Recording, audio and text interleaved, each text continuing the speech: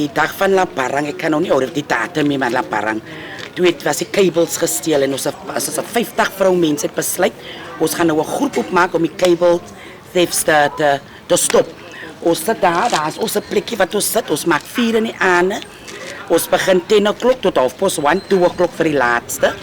Die week sit ons van 7 tot 10, maar weekends sit ons baie later. En ek is nogal impressed dat almal die vroumense saam staan. Ons het net 4-5 mans, maar die res is 'n klomp vroumense. En die kabel was hulle nou wat ons het, kan hulle nie meer die kabels steel nie. Nou target hulle die ou mense se huise om die ou mense se huise in te breek. Daar's baie 7 ou mense se huise wat nou al currently ingebreek is vir die tyd. Ons toe try om 'n stop te sit aan almal die goedes aan ons is nou gatvol van wat aangaan in ons gemeenskap. Soos gisteraan was dit nou load shedding van 8 o'clock tot 10 o'clock. Ons het gepatrol, toe ons geloop, toe gaan dit load shedding toe skiet hulle. En ons het omgeloop, hulle het voorbrug om ons het vore afgekoop en toe help die jongens op by ons met die kans. So en ek kan sê, hulle kan ook sê ons het 'n baie groot verandering gemaak vir die hele week, né?